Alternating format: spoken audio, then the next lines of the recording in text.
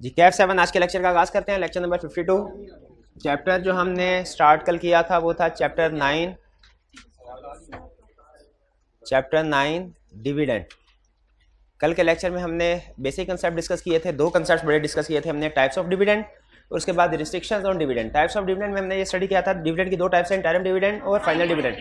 Interim dividend वो है जो कि before the end of the year declare किया जाता है, पे किया जाता है, ये डिक्लेयर करते हैं डायरेक्टर्स।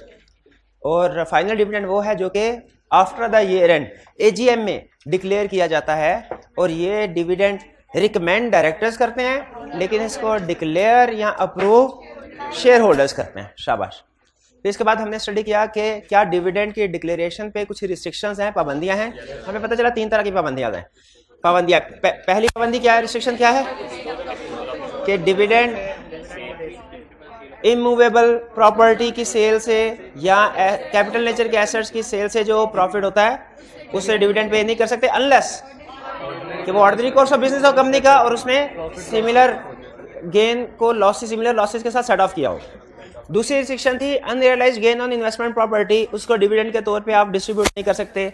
तीसरी रिस्ट्रिक्शन थी कि अगर फाइनल डिविडेंड है तो मेंबर्स डायरेक्टर्स की रिकमेंडेड अमाउंट से इंक्रीज नहीं कर सकते, उसके इक्वल या उससे कम रिकमेंड कर अप्रूव कर सकते हैं, लेकिन मेंबर्स हायर अमाउंट को अप्रूव नहीं कर सकते। ये रिस्ट्रिक्शंस हमने पढ़ी थी। फिर इसी कंसेप्ट के ऊपर कुछ क्वेश्चंस आपको होम असाइनमेंट के तौर पे दिए थे, वो क्वेश्चन डिस्कस कर लेते हैं वन बाय वन।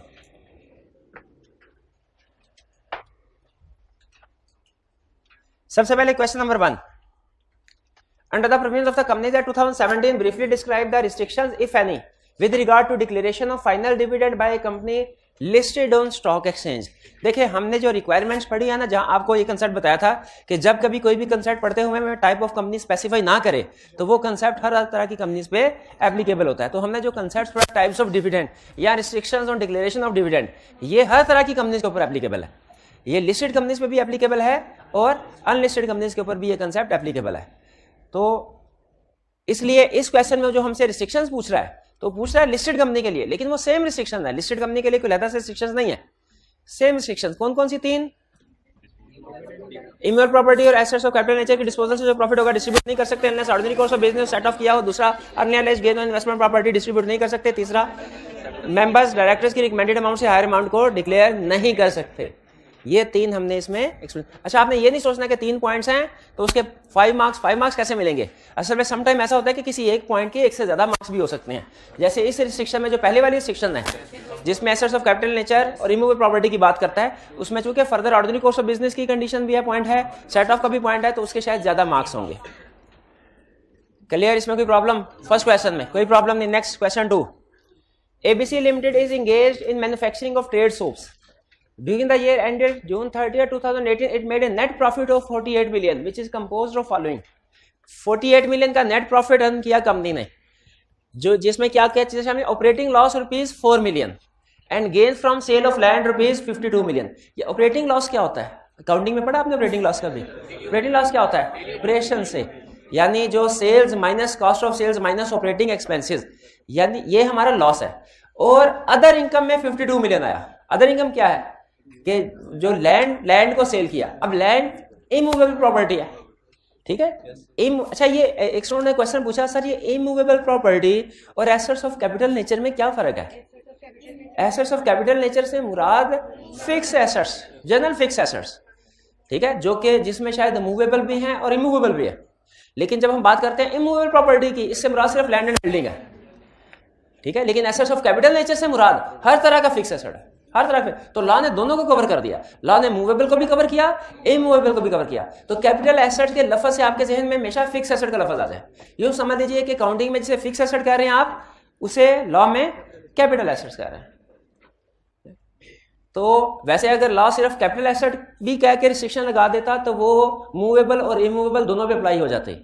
लेकिन लॉ ने खास, आपको पता है लॉ जो उसकी आदत है कि वो सारे लूप होल्स को कवर करने की कोशिश करता है, इसलिए उसने इमूवेबल प्रॉपर्टी और एसेट्स ऑफ कैपिटल नेचर दोनों अल्फाज इस्तेमाल कर लिए। तो मेन कंसर्न हमारा ये बना कि फिक्स एसेट को सेल करने से जो प्रॉफिट होगा उसे डिविडेंड के तौर पे डिस्ट्रीब्यूट नहीं करना। इस क्वेश्चन में लैंड को सेल करने से, इमूवेबल प्रॉपर्टी को सेल करने से 52 मिलियन का प्रॉफिट हो रहा है। तो असल में जो रूटीन जो प्रॉफिट है, ऑपरेशन से प्रॉफिट हुआ है वो है 4 मिलियन का लॉस, उसमें ऐड किया 52 मिलियन का प्रॉफिट, तो नेट रिजल्ट क्या आया 48, यानी 52 मिलियन का profit from disposal of immovable property, 4 million का लॉस था, नेट 48 मिलियन के प्रॉफिट में कन्वर्ट हो गया। क्या इस 48 मिलियन के प्रॉफिट में से डिविडेंड डिस्ट्रीब्यूट किया जा सकता है? हमें नहीं किया। क्यों? क्योंकि असल में इस 48 में ये 42 मिलियन पड़ा हुआ है, ये 48 इस 52 मिलियन की वजह से बना है, वरना तो 4 मिलियन का लॉस होता। तो इसे क्या डिविडेंड के तौर पे डिस्ट्रीब्यूट कर सकते हैं? Can company use profit for the year to pay dividend? नहीं कर सकते, नहीं कर सकते। क्यों नहीं कर सकती?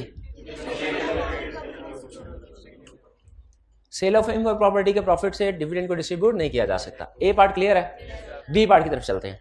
ABC limited has cumulated profits यानी retained earning of rupees 520 million including net gain on disposal of immovable properties amounting to rupees 150 million.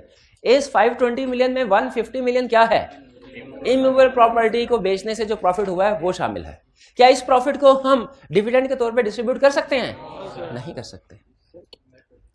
This net gain of rupees 150 million relates to two disposals, one resulting in gain of rupees 200 million and the other resulting in a loss of rupees 50 million. Can company use profit for the year to pay dividend? If so, up to what amount? अच्छा, यहाँ पे उसने थोड़ा सा घुमाने की कोशिश की, आपको घुमाने की कोशिश कैसे किया? यहाँ पे उसने आपको, उसे पता था आपने दो कंडीशन याद की हुई है, तो उसने आपको ये इमेज देने की कोशिश की है कि जैसे लॉस सेट ऑफ हो रहा है, लेकिन हमने स्टडी किया था दो कंडीशन, एक तो उसका ऑर्डिनरी कोर्स ऑफ बिजनेस हो और दूसरा उसने उसको सेट ऑफ किया हो। सेट ऑफ कर रहा है लेकिन ऑर्डिनरी कोर्स ऑफ बिजनेस नहीं पता कंपनी का क्या है, ठीक है? ट्रेडिंग लिखा हुआ है, किधर लिखा हुआ?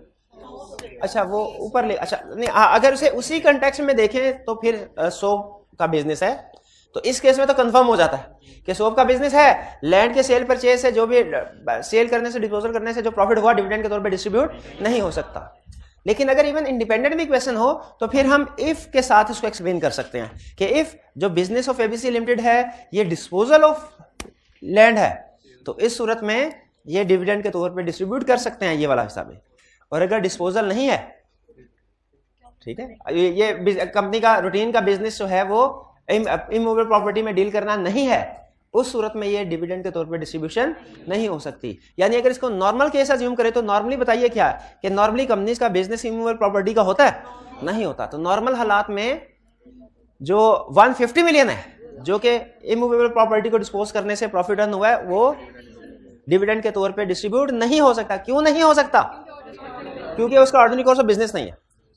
क्लियर हो गया? अच्छा 150 मिलियन नहीं हो सकता, बाकी का प्रॉफिट तो पड़ा हुआ है 520 मिलियन, वो हो सकता है। कैलकुलेट करके बताए 520 मिलियन रिटेन्ड अर्निंग्स है, इनमें से कितना 150 नहीं कर सकते, बाकी 370 कर सकते हैं।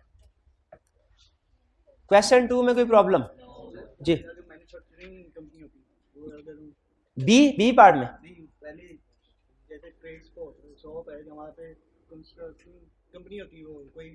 यहां पे फर्ज कीजिए पार्ट ए में, भाई ये क्वेश्चन पूछ रहा है, पार्ट ए में अगर जो कंपनी है वो कोई ऐसी कंपनी होती जो प्रॉपर्टी के रियल एस्टेट को डील कर रही होती, तो क्या उस सूरत में हम 48 मिलियन को डिविडेंड के तौर पे डिस्ट्रीब्यूट कर सकते थे?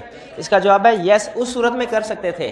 अगर कंपनी का रूटीन नेचर का बिजनेस ही होता और ये सेट ऑफ किया होता कंपनी ने, तो उस सूरत में डिविडेंड के तौर पे डिस्ट्रीब्यूशन हो सकती थी। अगर कोई दूसरा बिजनेस है और इमूवेबल प्रॉपर्टी के डिस्पोजल रूटीन का बिजनेस नहीं है ना, कोई दूसरा बिजनेस, फिर कुछ भी हो जाए डिविडेंड के तौर पे डिस्ट्रीब्यूशन नहीं हो सकती। जो इमूवेबल प्रॉपर्टी है या एसेट्स ऑफ कैपिटल नेचर है, इसको डिस्पोज करने से जो प्रॉफिट होगा वो डिविडेंड के तौर पे डिस्ट्रीब्यूट नहीं हो सकता। सिर्फ एक सिचुएशन में हो सकता है, अगर रूटीन का बिजनेस हो और सेट ऑफ किया हो सिमिलर लॉसेस के साथ। क्वेश्चन 2 में कोई problem? Next question 3।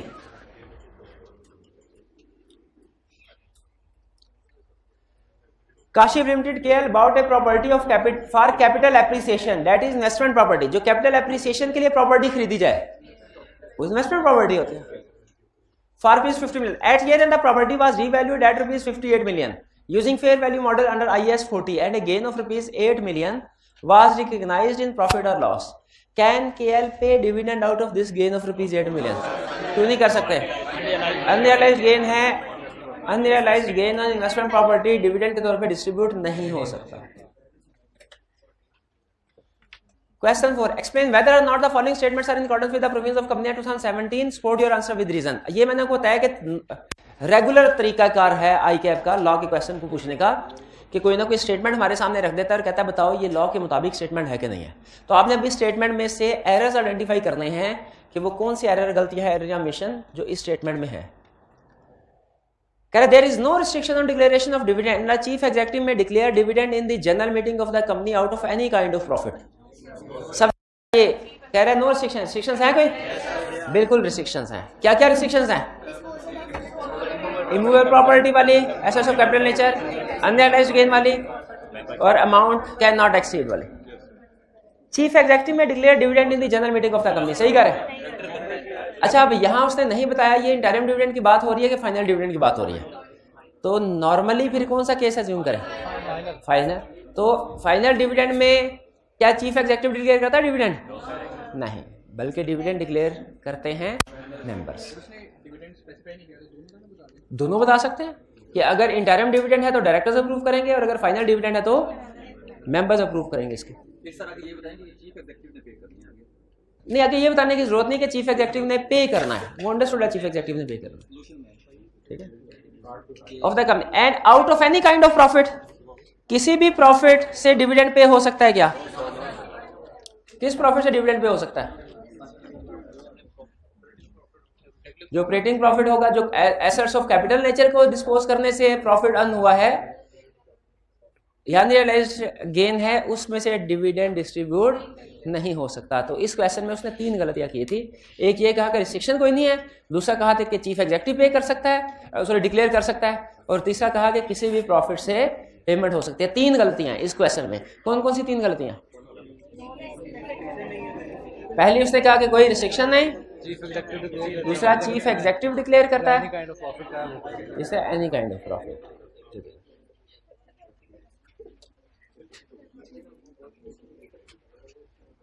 Next, 5th question. The board of directors of Dinar Limited, a listed company, had recommended a final dividend at the rate of 100% for the year ended June 30, 2008. Recommend किया है final dividend. किसने? Board of director ने। क्या board of directors dividend recommend कर सकते हैं? Recommend कर सकते हैं, प्रपोज कर सकते हैं, अप्रूव या डिक्लेयर नहीं करेंगे। फाइनल डिविडेंड है, अप्रूव या declare members. AGM had been dispatched just a week after the notice for AGM had been dispatched. The company suffered huge losses due to certain unanticipated events and incurred heavy liabilities. Notice issue होने के कुछ अरसे के बाद company को heavy नुकसान हो गया। The company is now considering the following option. 2 option को कंसीडर कर रहे हैं। पहली option reducing the dividend to 25%. Second, deferring the payment of 75% of the dividend for 6 months. Explain whether the company can exercise the above option under the Companies Act. क्या इन option को exercise कर सकती है? Dividend को reduce किया जा सकता है 25% पे? बिल्कुल किया जा सकता है। मेंबर्स डायरेक्टर्स की निस्बत, डायरेक्टर ने जो प्रपोज रिकमेंड किया उससे कम डिविडेंड को अप्रूव कर सकते हैं। तो फिर 25% वाली ऑप्शन फिजिबल है। नेक्स्ट, डेफरिंग द पेमेंट ऑफ 75% ऑफ डिविडेंड फॉर 6 मंथ्स। कि 25% अभी पे कर दिया जाए और बाकी 75% 6 महीने के लिए डेफर कर दिया जाए। क्या डिविडेंड को 6 महीने के लिए डेफर किया जा सकता है, डिले किया जा सकता है? नहीं। याद रखें, लॉ ने पीरियड स्पेसिफाई किया हुआ है, उस स्पेसिफाइड पीरियड के अंदर अंदर डिविडेंड की पेमेंट करना लाजमी होती है, वरना चीफ एग्जीक्यूटिव को पेनल्टी पे करना पड़ती है। तो ये जो सेकेंड ऑप्शन है कि 75% आप पे किया जाएगा बाद में, 25% अभी पे कर दिया जाएगा, 75% बाद में, ये इसकी लॉ इजाजत नहीं देता। लॉ कहता है कि जब आपने डिविडेंड डिक्लेयर कर लिया, एजीएम हो गई, उसमें डिविडेंड डिक्लेयर हो गया, उसके 6 दिन, उसके स्पेसिफाइड पीरियड में, 6 दिन नहीं है, डिविडेंड डिक्लेयर हुआ उसके स्पेसिफाइड पीरियड में डिविडेंड की पेमेंट करना जरूरी है।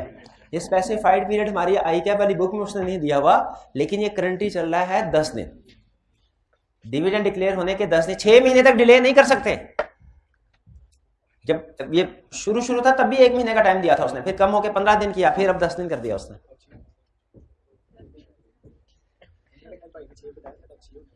जिस भाई ने 6 कहा था तो असल में मेरे मुंह से गलती से निकल गया था 6 दिन। 6 दिन नहीं है, 6 दिन नहीं, स्पेसिफाइड पीरियड। और अल्लाह ने क्या स्पेसिफाइड पीरियड बताया? 10। जी, क्वेश्चन 5 में कोई प्रॉब्लम? कोई प्रॉब्लम नहीं है, आपके सोल्यूशन के साथ मैच करता है। चलिए अब नेक्स्ट कंसेप्ट की तरफ चलते हैं।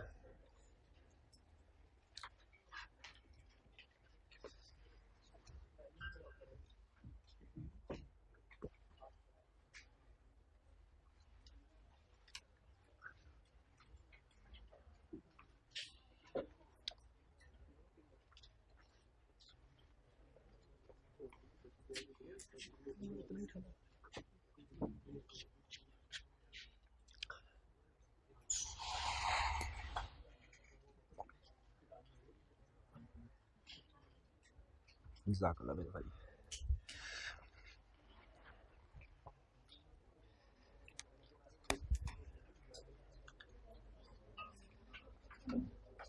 जी, ये थी हमारी होम असाइनमेंट की डिस्कशन।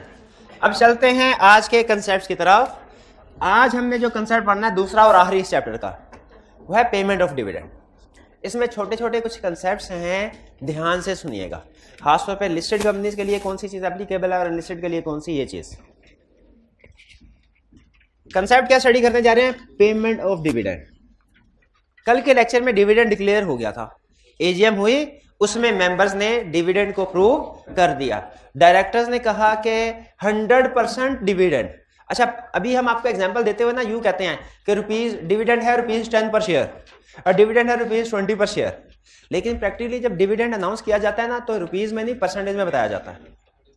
परसेंट के डिविडेंड होगा 10%, 20%, 50%। इसका मतलब क्या हुआ? किसका 10%? शेयर का, फेस वैल्यू का। जो शेयर कैपिटल इशू कर चुके हैं आप, उसकी फेस वैल्यू का, मार्केट वैल्यू का नहीं। ठीक है, अक्सर बाज़ औक़ात ऐसा होता है कि शेयर फेस वैल्यू है 10 रुपए, मार्केट वैल्यू है 100 रुपए, और कंपनी डिविडेंड अनाउंस करती है 100% डिविडेंड। तो शेयर होल्डर परेशान होते हैं कि कंपनी ने जब 100% डिविडेंड अनाउंस किया तो मेरे अकाउंट में 10 रुपए क्यों आए हैं, 100 रुपए क्यों नहीं आए? मैंने तो शेयर 100 रुपए में खरीदा था, मार्केट वैल्यू तो 100 रुपए। तो कंपनी जो डिविडेंड डिक्लेयर करती है वो क्या होता है? फेस वैल्यू के ऊपर। अगर फेस वैल्यू 10 रुपीज है तो 100% का मतलब क्या है? 10 रुपए का 100%, 10 रुपीज। चलिए, बहरहाल पेमेंट ऑफ डिविडेंड कंसेप्ट कौन कौन से स्टडी करने हमने? पेमेंट के डिविडेंड की पेमेंट है, मैनर ऑफ पेमेंट, तरीकाकार क्या होगा, तरीकाकार क्या होगा, manner of payment. Dividend unlisted company है तो सिर्फ कैश में पेमेंट करेगी, और अगर लिस्टेड कंपनी है तो इन कैश भी करेगी, इन काइंड भी करेगी। अच्छा, यहां अगेन आपको पता है हमारे कुछ कंसेप्ट्स है अकाउंटिंग में और लॉ में, उनका मतलब डिफरेंट होता है। जैसे प्रॉपर्टी का मतलब समझाया आपको, जैसे क्रेडिटर का मतलब समझाया, उसी तरह कैश का मतलब भी अकाउंटिंग में कुछ और है, लॉ में कुछ और है। और ये डिफरेंस जहां तक मुझे याद है आपको डायरेक्टर्स वाले टॉपिक में चैप्टर 3 में पढ़ाया था, जब ये कंसेप्ट सिखाया था, डायरेक्टर्स रिम्यूनरेशन कैश में पे होगी, याद है आपको? लॉ में इन कैश का मतलब क्या होता है? देखिए, पहले अकाउंटिंग में समझे, अकाउंटिंग में इन कैश का मतलब होता है वो पैसा जो आपके पास आपकी जेब में मौजूद है करेंसी नोट्स की शक्ल में, और जो पैसा बैंक अकाउंट में आपने डिपॉजिट कराया हो उसे बैंक बैलेंस कहते हैं, कैश नहीं कहते, कैश बैंक बैलेंस कहते हैं। लेकिन लॉ जब वर्ड यूज करता है ना कैश का, तो इससे मुराद आपका बैंक अकाउंट में जो पैसे पड़े हुए हैं वो है, वो है जो आपके पास इन कैश इन हैंड है। ठीक है, इससे नॉर्मली मुराद वो नहीं, उसके लिए लॉ स्पेसिफिकली कहता है कि कैश इन हैंड। तो असल में आपको पता है जो कोई भी लॉ है पाकिस्तान में जितने भी, वो जब सेटलमेंट या पेमेंट की बात करते हैं तो बैंकिंग सिस्टम को प्रमोट करते हैं। लॉ की क्या ख्वाहिश होती है? जो पेमेंट्स हो रही है, ट्रांसफर हो रहा है, बैंकिंग चैनल से हो क्या without banking channel? Banking channel. तो क्या आप एक्सपेक्ट करते हैं कि मुल्क का जो कानून है कंपनीज पे अप्लाई हो रहा है वो ये कह रहा होगा, जब वो ये कहता है कि जी डिविडेंड की पेमेंट इन कैश होगी, तो इसका मतलब ये है कि आपके पास जो जेब में कैश पड़ा हुआ है वो लिफाफे में डाल के मेंबर्स को देंगे? क्या इससे मुराद ये होगा? इससे मुराद ये हरगिज नहीं है। इससे मुराद बैंकिंग चैनल के थ्रू ही पेमेंट है। कैश पेमेंट से मुराद क्या है? बैंकिंग चैनल के थ्रू पेमेंट की जाए। असल में इसको डिफरेंशिएट किया जाता है कैश को बैंक की ट्रांजैक्शन के साथ नहीं, बल्कि कैश को डिफरेंशिएट किया जाता है इन काइंड के साथ। इन काइंड आपने शायद इकोनॉमिक्स में किसी सब्जेक्ट में पढ़ा हो कि एक होता है कैश ट्रांजैक्शन, एक होता है barter system transaction. Barter system transaction क्या होती हैं? चीज के बदले में चीज। और कैश ट्रांजैक्शन क्या होती हैं? कैश के बदले। अच्छा, मुझे ये बताइए, अगर फर्ज कीजिए मैं आपसे लैपटॉप खरीदूं और पेमेंट आपको चेक के जरिए से करूं, ये बार्टर ट्रांजैक्शन है, कैश ट्रांजैक्शन? कैश ट्रांजैक्शन कैसे? मैंने तो आपको चेक इशू किया है। क्योंकि लॉ में कैश जो है as compare to barter system बताया जाता है, as compare to banking channel. तो याद रखिए, बैंकिंग चैनल के थ्रू जो ट्रांजैक्शन होती है वो कैश की ट्रांजैक्शन नहीं होती है। अगर आप कभी कहीं प्रॉपर्टी खरीदने के लिए जाएंगे, डील करेंगे ना, तो बेचने वाला आपसे कहेगा सर मैंने कैश पे बेचनी है प्रॉपर्टी, इसका मतलब क्या है? वो कह रहा है सर आपने मुझे चेक में पेमेंट करनी है या बैंकिंग चैनल के थ्रू, मैं उधार नहीं करूंगा आपके साथ। ये नहीं कि 6 महीने बाद मैं आपसे पेमेंट लूंगा, पेमेंट अभी कैश में होगी। तो कैश से मुराद cash includes banking channel, cash term cash law में इंक्लूड्स बैंकिंग चैनल। तो अब वापस आते हैं इस कंसेप्ट की तरफ। क्या कहता है? कहता है अनलिस्टेड कंपनी है, अनलिस्टेड कंपनी है तो इसकी पेमेंट हो, डिविडेंड की पेमेंट होगी कैसे? कैश से मुराद करेंसी नोट्स हरगिज नहीं है। उसने एग्जांपल बताई है, कैश से मुराद 3 चीजें हैं। पहली चीज चेक के जरिए से पेमेंट। इसका मतलब क्या है? शेयर होल्डर्स के एड्रेस पे जो उसने दिया है चेक भिजवा दो, जितना उस हिसाब से डिविडेंड बनता है। जो पहली ऑप्शन क्या है? चेक भिजवा दो शेयर होल्डर्स को। दूसरी ऑप्शन क्या है? डिविडेंड वारंट्स भिजवा दो।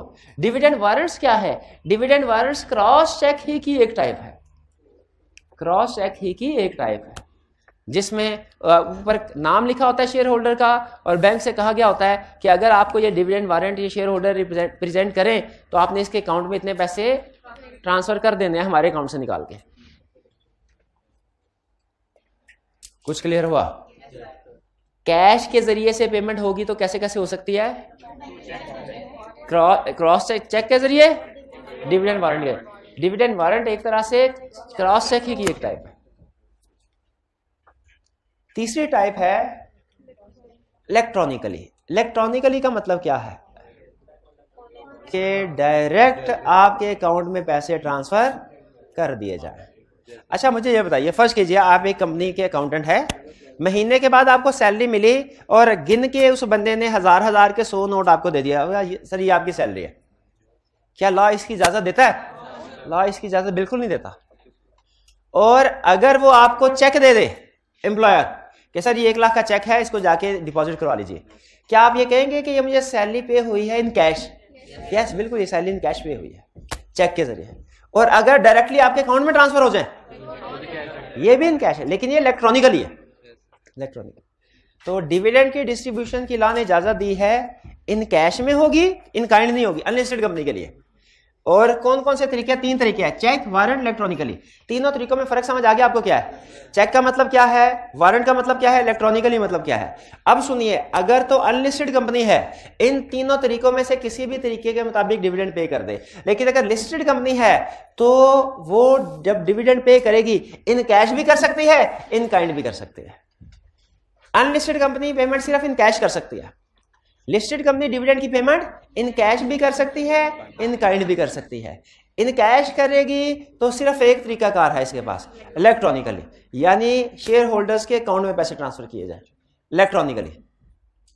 उसको चेक ना इशू किया जाए कि जाओ भाई चेक डिपॉजिट कराओ जाके, बल्कि डायरेक्टली उसके अकाउंट में पैसे डिपॉजिट करवा देने चाहिए लिस्टेड कंपनी के केस में।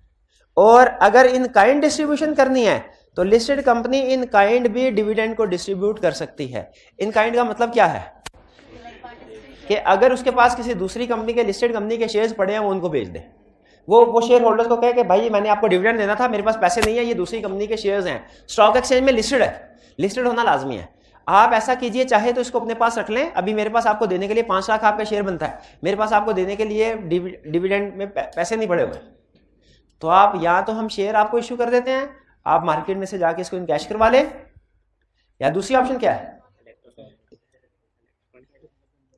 ये तो हो गई इन कैश, ये इन काइंड, और दूसरी ऑप्शन इन कैश, वो क्या है, इलेक्ट्रॉनिकल। जी तो क्लियर हो अब? अच्छा मुझे बताइए फिर कि आपको क्या लग रहा है, ज्यादा ऑप्शंस लॉ ने किसको दी हैं, अनलिस्टेड कंपनी को कि लिस्टेड को? लिस्टेड। अनलिस्टेड के पास 3 ऑप्शन है, लिस्टेड के पास 2 है, लेकिन लिस्टेड के पास एक ऐसी ऑप्शन है जो अनलिस्टेड के पास नहीं है। वो कौन सी ऑप्शन है? इन काइंड डिस्ट्रीब्यूशन की। लेकिन अनलिस्टेड के पास 2 ऐसी ऑप्शंस हैं जो लिस्टेड के पास नहीं है। कौन कौन सी? चेक और वारंट। हाँ, एक ऑप्शन ऐसी है जो दोनों के पास है, इलेक्ट्रॉनिकली ट्रांसफर करने की। तो बताइए, अगर आप किसी लिस्टेड कंपनी के चीफ एग्जीक्यूटिव होंगे और आपने डिविडेंड की पेमेंट करनी है, तो क्या इन काइंड आप डिविडेंड डिस्ट्रीब्यूट करना, पे करना बेहतर समझेंगे या in cash? In cash.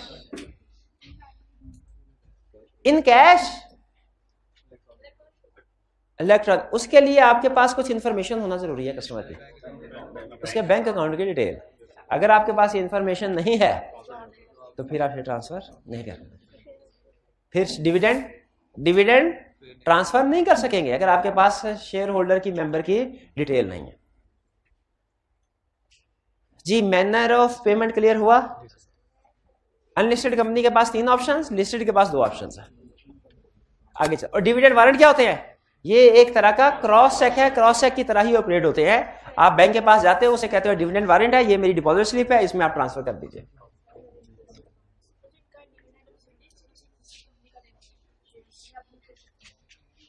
In kind में क्या किसी शेयर जो होने चाहिए किसी दूसरी कंपनी के होने चाहिए, या कि अपनी कंपनी के शेयर्स भी इन काइंड डिविडेंड के तौर पे दे सकते हैं? इसका जवाब है अपनी कंपनी के शेयर्स भी दे सकते हैं। बी क्यों? कौन सा कंसेप्ट हमने पढ़ा पहले किस जगह पे ये पढ़ा है कि कंपनी अपने शेयर्स भी? बोनस शेयर, शाबाश, बोनस शेयर का कंसेप्ट यही था। मैनर ऑफ पेमेंट के लिए अब आगे चलते हैं। टाइमिंग ऑफ पेमेंट, पेमेंट करनी कितने अरसे में? अच्छा, ये ध्यान में रखिएगा कि डिविडेंड को जब पे करना होता है ना, डिविडेंड की पेमेंट करनी होती है, थोड़ा आगे जाओ मेरा भाई। जब डिविडेंड की पेमेंट करनी होती है तो जिम्मेदारी है चीफ एग्जीक्यूटिव की कि चीफ एग्जीक्यूटिव पैसे इकट्ठे करेगा, अरेंज करेगा। ठीक, और कि हमारे इस बैंक अकाउंट में पैसे पड़े हुए हैं, वहां से निकलवा के इस बैंक अकाउंट में इकट्ठे करने हैं ताकि यहां से सबको पेमेंट हो सके। लेकिन लिस्टेड कंपनी का अगर केस है तो मुझे बताइए, आप कैसे डिसाइड करेंगे कि किस बंदे को डिविडेंड पे करना? जिसके पास कंपनी के शेयर्स होंगे। आपको कैसे पता चलेगा किस पर्सन के पास कंपनी के शेयर? आपको कैसे पता चलेगा किस बंदे के पास शेयर सर्टिफिकेट्स हैं?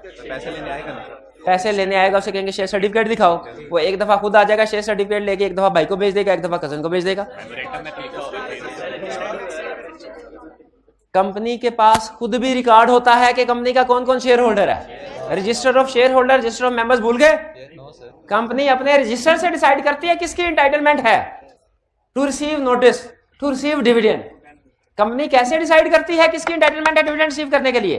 कंपनी का रजिस्टर ऑफ मेंबर्स है, उसमें दर्ज होता है कि कंपनी के कौन कौन मेंबर हैं और किसके पास कितने % शेयर होल्डिंग है। तो कंपनी वहां से नोट करके जो भी मेंबर्स होते हैं उनको नोटिस भी भेज देती है एजीएम का, और उनको डिविडेंड भी डिसाइड कर लेते हैं कि किस बंदे को कितना डिविडेंड मिलना चाहिए। Clear?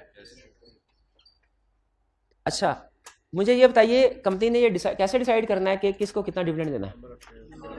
Register of share holder या रजिस्टर ऑफ मेंबर से लिस्ट निकलवा के। लिस्टेड कंपनी है, आपके ख्याल में लिस्टेड कंपनी के केस में स्टॉक एक्सचेंज में डेली बेसिस के ऊपर शेयर की ट्रांजैक्शन हो रही होती है कि कभी कभार हो रही होती है? डेली बेसिस पे। तो कंपनी के पास पूरा साल, बिल्कुल कंपनी के पास डेली बेसिस पे रिक्वेस्ट भी आ रही होगी कि सर ये मेरे शेयर इसको ट्रांसफर कर दे, मेरे शेयर इसको ट्रांसफर कर दे। प्रॉब्लम ये आती है कि जो डिविडेंड पे करना है डेली बेसिस पे अगर ट्रांजैक्शन आ रही है तो डिविडेंड किसको पे करना चाहिए? अगर ओनरशिप चेंज होती है, ट्रांसफर होते हैं शेयर, तो डिविडेंड किसको पे करना चाहिए? ये एक लंबा चौड़ा काम होता है जिसमें कंपनी क्या करती है, जो करना क्या पड़ता है कि पहले सारे शेयर होल्डर्स की लिस्ट निकाल, पहले बल्कि उससे भी पहले शेयर होल्डर्स को अनाउंसमेंट कर दी जाए, भाईजान हमने डिविडेंड डिक्लेयर करना है और हम ये कैलकुलेट कर रहे हैं कि किसकी कौन कौन सा पर्सन है इंटाइटल्ड टू रिसीव डिविडेंड। आप डेली बेसिस के ऊपर हमें एप्लीकेशन देते हैं ना शेयर ट्रांसफर करने की। अब 25 तारीख से लेके 30 तारीख तक इन 6 दिनों के दरमियान में हम कोई शेयर ट्रांसफर की रिक्वेस्ट एंटरटेन नहीं करेंगे। जिसने शेयर ट्रांसफर करवाने हैं 25 से पहले करवा ले, वरना 30 के बाद करवाए। 25 और 30 के दरमियान में हमारी शेयर ट्रांसफर बुक्स क्लोज्ड रहेंगी। 25 से 30 जनवरी के दरमियान में हमारी शेयर ट्रांसफर बुक्स क्लोज्ड रहेंगी। क्लोज रहने का मतलब क्या है? शेयर ट्रांसफर नहीं होंगे। शेयर ट्रांसफर क्यों नहीं कर रहे हम? ताकि पता चल जाए कि किसको डिविडेंड पे करना है, बाद में डिस्प्यूट राइज ना हो। तो इसीलिए पहले बुक क्लोजर किया जाता है। अच्छा, मुझे बताइए, ये जो शेयर लिस्टेड कंपनी के केस में ये जो शेयर ट्रांसफर्स होते हैं ये कंपनी खुद हैंडल करती है ना? शेयर रजिस्ट्रार, शाबाश। तो अच्छा, मुझे खुद बताइए कि डिविडेंड पे किसको करना चाहिए, कंपनी को खुद को या शेयर रजिस्ट्रार को?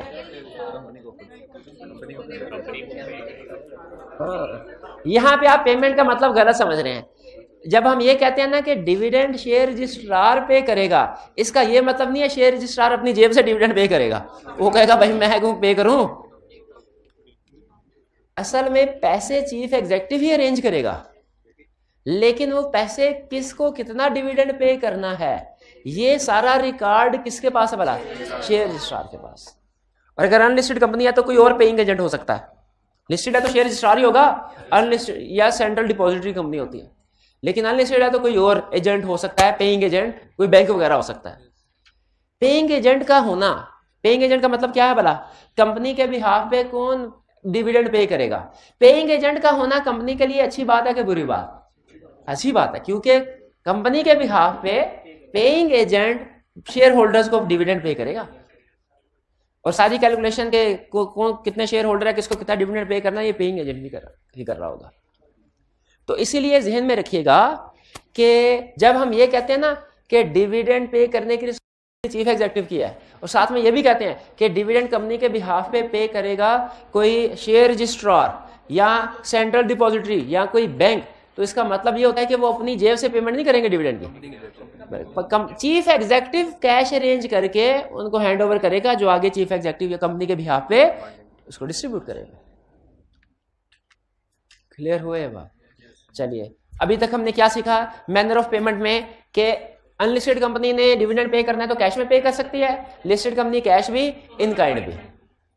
ठीक है, फिर इसके बाद पेमेंट किसने करनी है, किसने करनी? चीफ एग्जेक्टिव ने पैसे अरेंज करने हैं, लेकिन पेमेंट कौन करेगा? शेयर रजिस्ट्रार या पेइंग एजेंट। पेइंग एजेंट क्या हो सकता है? बैंक या कोई सर्विस प्रोवाइडर या सेंट्रल डिपॉजिटरी कंपनी। कंपनी के बिहाफ पे ये लोग पे, और पे ये कंसेप्ट है पेमेंट कौन करेगा, और ये क्या कंसेप्ट है? पेमेंट किसको की जाएगी? सिंपल, शेयर होल्डर्स को।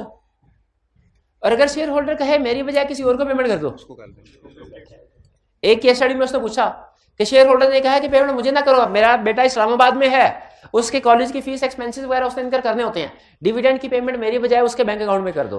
क्या कंपनी डिविडेंड की पेमेंट मेंबर के अकाउंट में ही करेगी? लाजमी है कि जिसको मेंबर इंस्ट्रक्शंस दे जिसके बारे में, कंपनी उसको डिविडेंड पे करेगी। इसीलिए उन्होंने कहा कि डिविडेंड पे किया जाएगा या तो रजिस्टर्ड शेयर होल्डर को या उसके ऑर्डर पे, जिसको वो ऑर्डर करे उसको डिविडेंड पे किया जाएगा।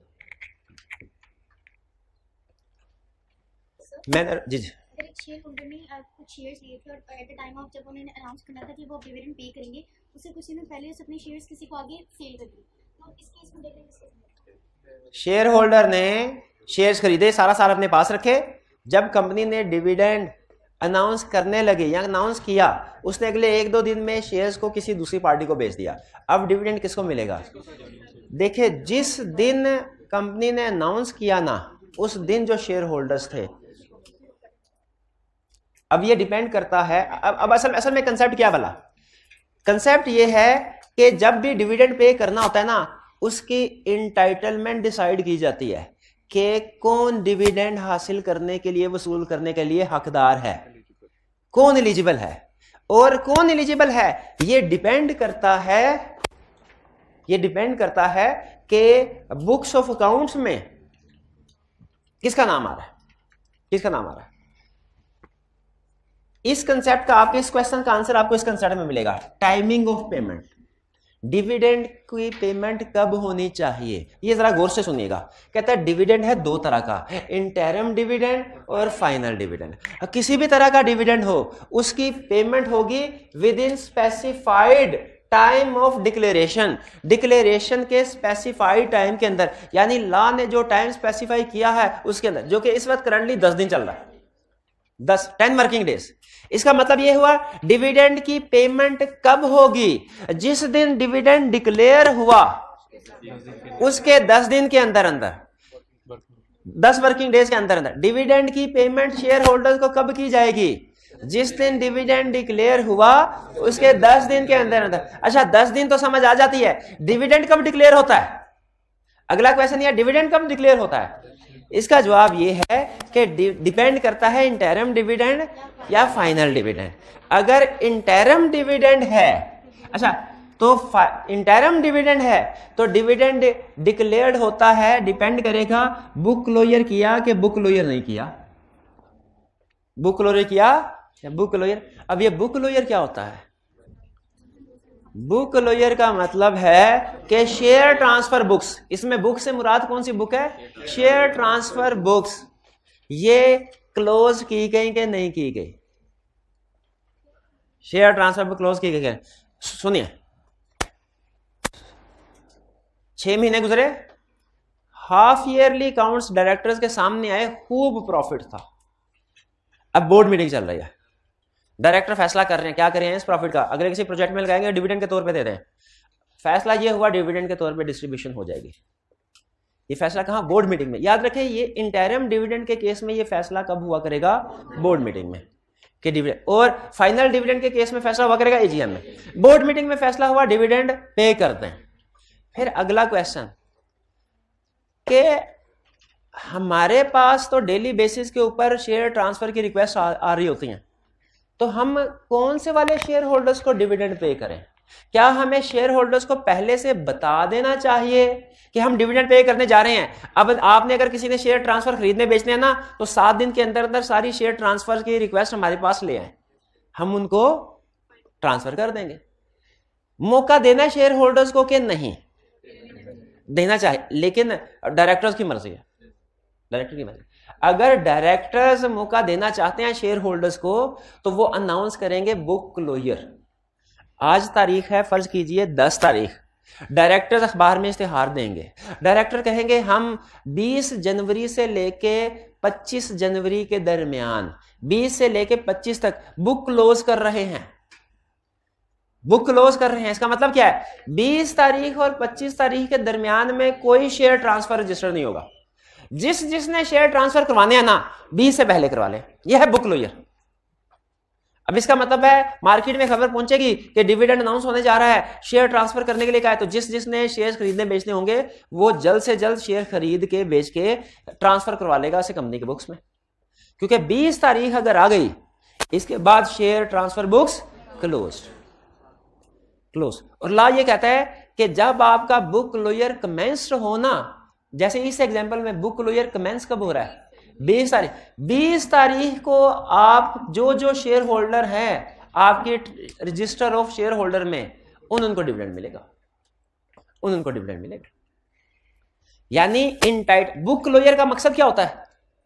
ये डिटरमिन करना कि डिविडेंड किस बंदे ने रिसीव करना है, वरना तो इसका वन वर्ड आंसर बड़ा आसान है, डिविडेंड किसको मिलेगा? जी शेयर होल्डर को मिलेगा। भाई शेयर किस दिन वाले शेयर होल्डर को मिलेगा? ये क्वेश्चन है, ये क्वेश्चन है। इसका आंसर डिपेंड करता है बुक क्लोजर किया गया कि नहीं किया गया। अगर बुक क्लोजर किया गया तो commencement of book closure period का जो पहला दिन था, उस दिन जो शेयर होल्डर थे उनको डिविडेंड मिलेगा। और अगर बुक क्लोजर कमेंस नहीं किया गया तो जिस दिन डिविडेंड डिक्लेयर हुआ, यानी बोर्ड मीटिंग वाले दिन, उस दिन जो शेयर होल्डर था उसको डिविडेंड मिलेगा। भाई बात समझ आई? नहीं समझ आई?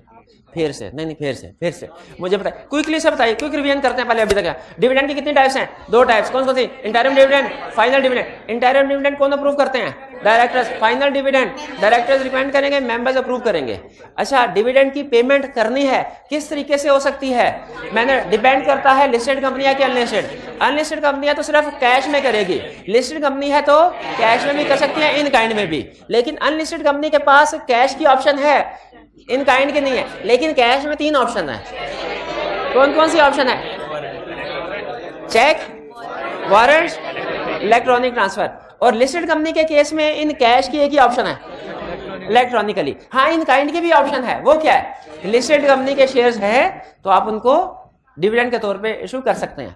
अच्छा, नेक्स्ट, टाइमिंग ऑफ पेमेंट। हमने डिविडेंड पे कब करना है?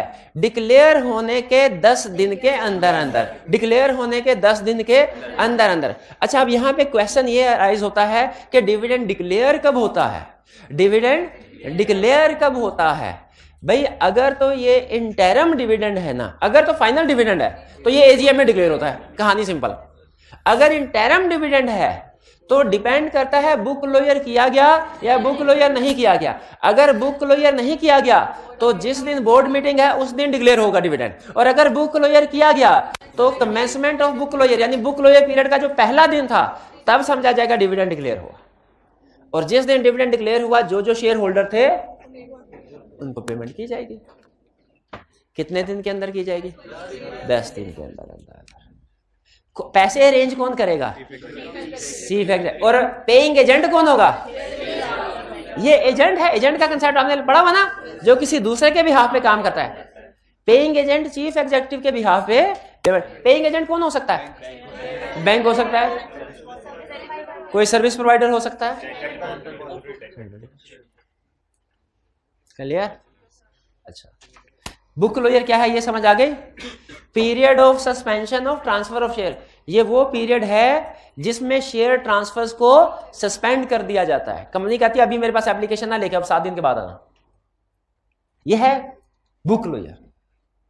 बुक क्लोजर के लिए लाजमी है कि कंपनी मैक्सिमम 30 दिन के लिए 1 साल में बुक क्लोज कर सकती है, लेकिन जब कभी भी बुक क्लोज करनी है ना, लाजमी है कि 7 दिन पहले नोटिस दे, ताकि कम से कम 7 दिन का टाइम हो शेयर होल्डर्स का जिन्होंने ट्रांसफर करवाने हैं 7 दिन में शेयर ट्रांसफर करवा ले। बुक क्लोजर का कंसेप्ट क्लियर हुआ? बुक क्लोजर का कंसेप्ट हमारे लिए क्यों रेलिवेंट है? ये डिसाइड करने के लिए कि इंटरिम डिविडेंड कौन रिसीव करेगा, कौन रिसीव करेगा। जी नेक्स्ट, डिविडेंड किसको पे करना चाहिए? रजिस्टर्ड शेयर होल्डर को, क्या ऑर्डर? क्लियर हो गया यहां तक कंसेप्ट? आगे बहुत गहरे कंसेप्ट है। अच्छा चलिए ठीक है, डूब ना जाइएगा। चलिए मैं फिर आपको असाइनमेंट बता दूं, असाइनमेंट आपने कौन कौन सी करनी है।